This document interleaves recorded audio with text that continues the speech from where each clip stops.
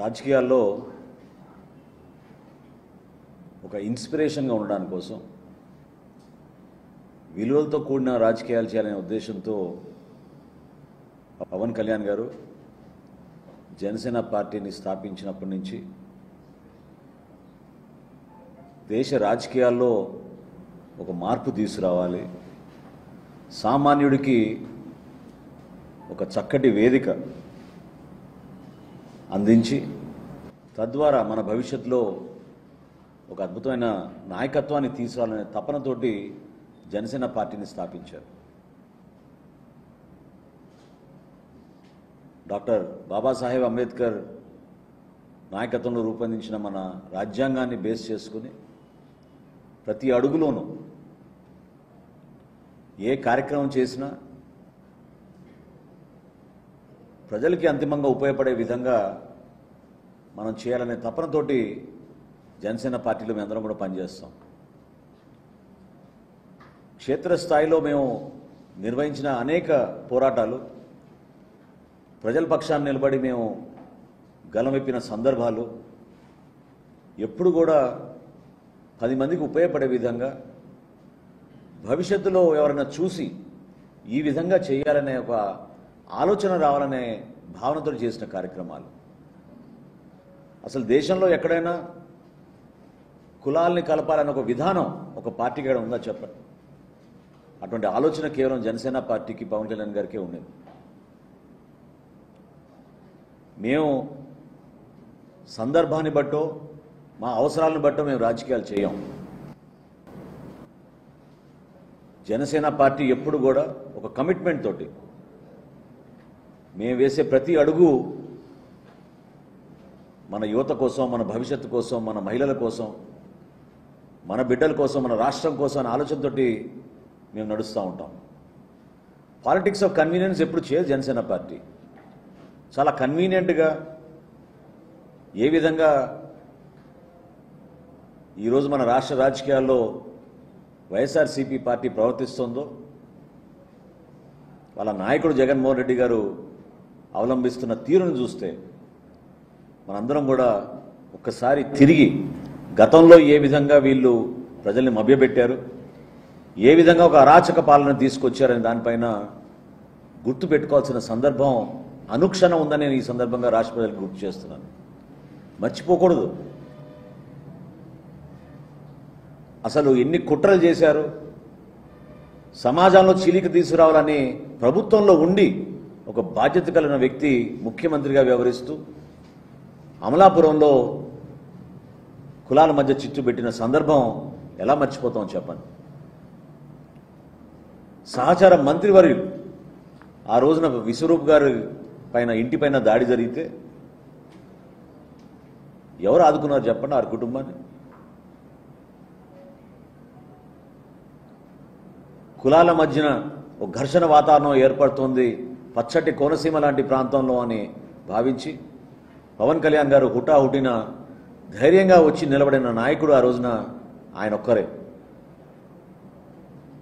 ఓట్ల కోసం రాజకీయం చేసే వైఎస్ఆర్సీపీ ఈరోజు ఒక కొత్త ఆలోచనతో కూటమి ప్రభుత్వం ఏర్పడినప్పటి నుంచి అనేక ప్రాంతాల్లో రెచ్చగొట్టే విధంగా పర్టికులర్గా జనసేన పార్టీని టార్గెట్ చేస్తూ గత 3-4 నెలల నుంచి జరుగుతున్న అనేక సందర్భాలు చూస్తూ వచ్చాం. డాక్టర్ బిఆర్ అంబేద్కర్ కోనసీమలో కానివ్వండి, మొన్న కైకలూరులో జరిగిన సంఘటన కానివ్వండి, మొన్న జరిగిన మచిలీపట్నం జరిగిన సందర్భంలో కానివ్వండి, ఇవన్నీ స్థానికంగా చిన్న చిన్న సందర్భాల్లో జరిగిన సిట్యువేషన్స్. అవి అసలు ఏమైపోయాడు జగన్మోహన్ రెడ్డి గారు ముఖ్యమంత్రిగా ఉన్నప్పుడు? ఇప్పుడు హడావుడిగా ఫోన్లు చేసి మరి నేనున్నాను, మీకు భరోసా ఇస్తున్నాను, మన ప్రభుత్వం రాగానే మీ సంగతి తెలుద్దామంటే ఏం తెలుస్తారు? ఎవరి సంగతి తెలుస్తారు? ఎలా మర్చిపోతారు మీరు? ఆ రోజున పాపం అమాయకుడు సుబ్రహ్మణ్యం లాంటి యువకుడిని డోర్ డెలివరీ చేసినప్పుడు ఏమైంది మీ ఫోన్ కాల్? అదే విశ్వరూప్ గారి కుటుంబానికి కోనసీమలో అంతమంది కుటుంబాలని ఇబ్బంది పెట్టిన రోజు ఏమైపోయినాయి మీ ఫోన్ కాల్లు?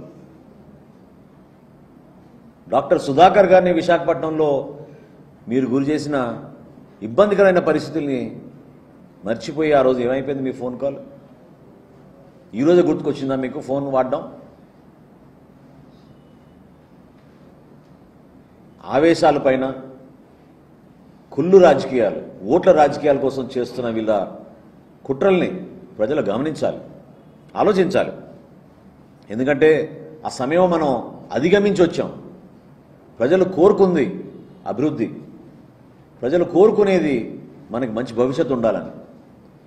ఒక ప్రశాంతమైన వాతావరణంలో ఘర్షణ లేకుండా ప్రతి ఒక్కరూ కష్టపడి మన బిడ్డలకి ఉద్యోగ అవకాశాలు వచ్చేటట్టు, మన ప్రాంతానికి పెట్టుబడులు వచ్చే విధంగా ఈ అంశాలపైన మన వంతు మనం సహాయం చేయాలి సమాజానికి. ప్రెస్ మీట్ పెట్టి మరీ బెదిరిస్తాడు. మీరు ఒకవేళ ఎవరైనా సరే కాంట్రాక్టర్లు వచ్చి దాంట్లో పాల్గొంటే మీ సంగతి తెలుస్తాం, రద్దు చేస్తాం అంటారు.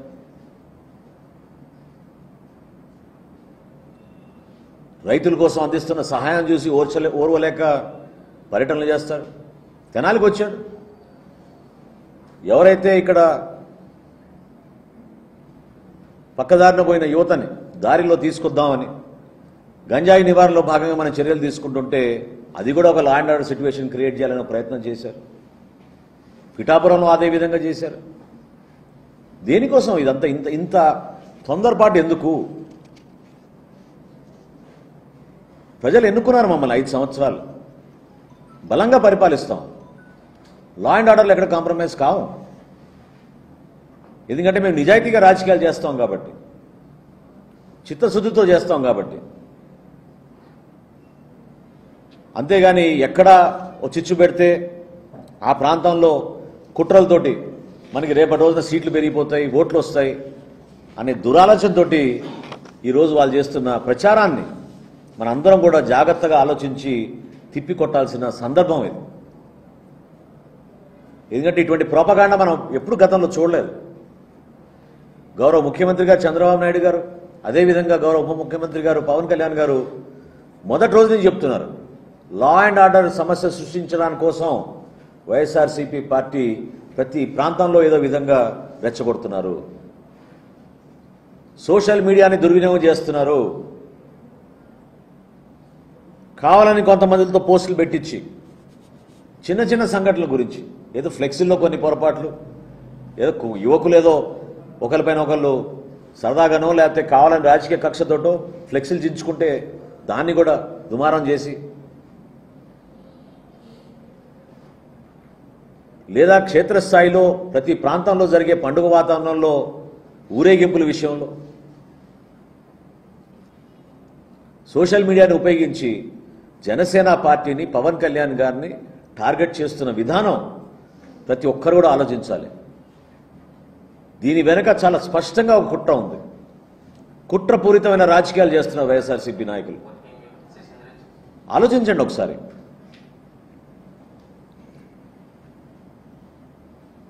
కుటుంబాల్లో కలహాలు పెట్టే విధంగా సమాజంలో చిలిక తీసుకొచ్చి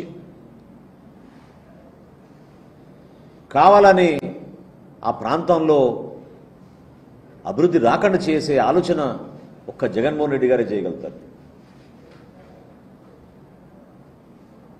అనేక అంశాలు మనం చూసాం గతంలో ఏ విధంగా వీళ్ళు కుట్రలు చేశారు. ఒక రాయలసీమలోనే ఇటువంటి వాతావరణం ఉంటుందని ప్రజలు ఊహించారు, కానీ రాష్ట్ర వ్యాప్తంగా తీసుకొచ్చారు. ఎట్టి పరిస్థితుల్లో కూడా లా అండ్ ఆర్డర్ పైన కాంప్రమైజ్ ఉండదు.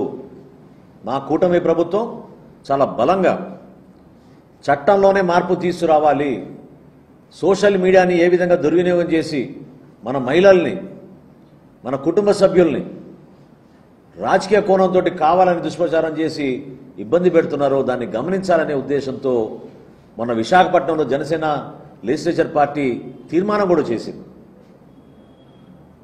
గౌరవ ముఖ్యమంత్రి గారు కూడా స్పందించారు. దీని గురించి మనం లోతుగా ఆలోచించాలి, ప్రజాస్వామ్యబద్ధంగా ఆలోచిద్దాం. మీరు నిజంగా రాజకీయాల్లో ఎదుర్కోవాలంటే ఎన్నికల సమయంలో రండి, పోటీ పడండి, మీరు కూడా నిలబెట్టండి మంచి అభ్యర్థుల్ని. దానికోసం జనసేన పార్టీ ఎప్పుడు సిద్ధమే.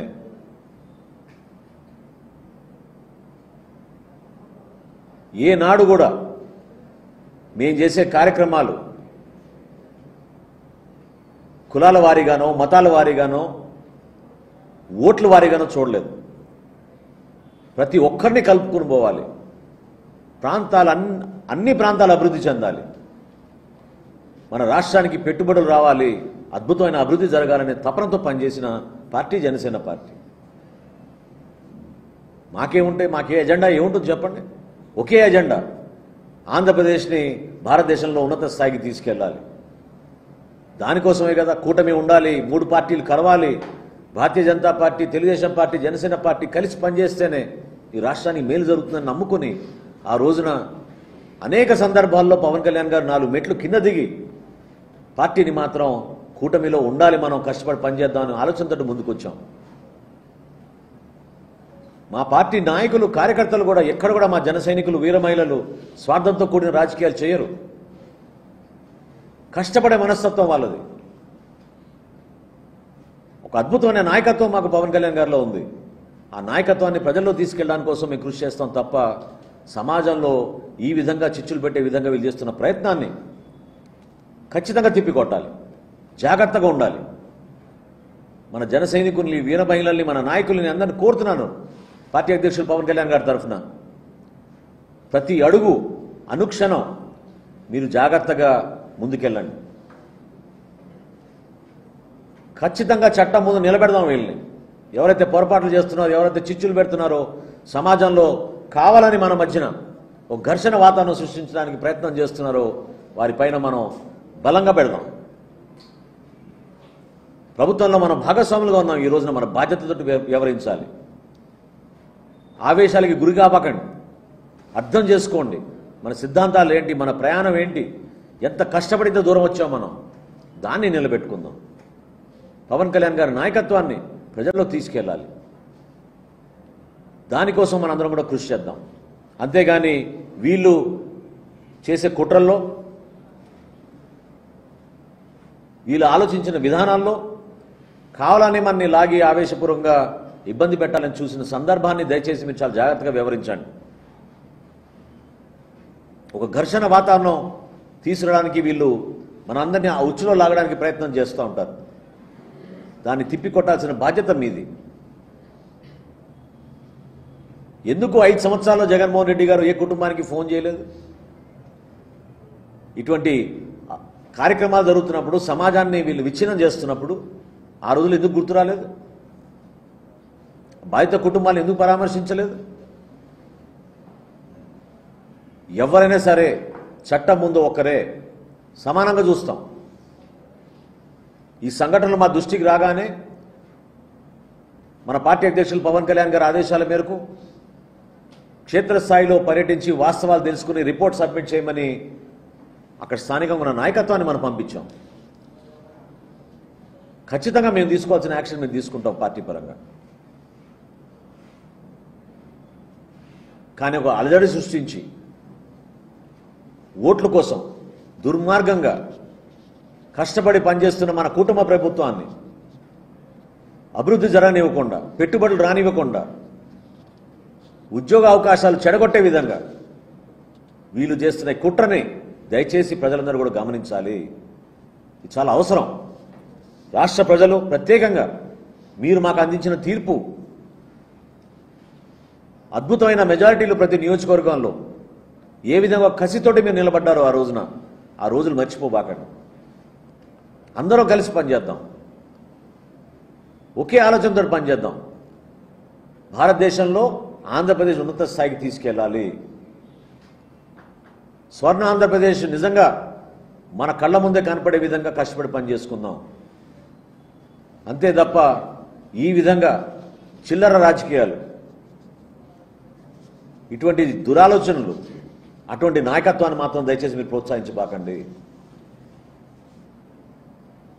ఎంతో ఆవేదనతోటి గత 4-5 రోజుల నుంచి ప్రత్యేకంగా పవన్ కళ్యాణ్ గారి పైన వ్యక్తిగతంగా, జనసేన పార్టీ పైన వీళ్ళు చేస్తున్న దుష్ప్రచారాన్ని మమ్మల్ని అందరినీ కూడా కదిలించింది. నిలబడాలి. ఒక ఆలోచన విధానం ఏంటి మనది? దేనికోసం మనం ఇంత దూరం ప్రయాణం చేసాం? ఎందుకు ఇంత కష్టపడ్డాం? మన రాష్ట్రం కోసం, మన ప్రజల కోసం, మన భవిష్యత్తు కోసం. అటువంటి నాయకత్వం మనకి పవన్ కళ్యాణ్ గారిలో ఉంది. దాన్ని నిలబెట్టే బాధ్యత మనందరిపైన ఉందని ఈ సందర్భంగా మీ అందరూ కూడా తెలుపుకుంటున్నాను.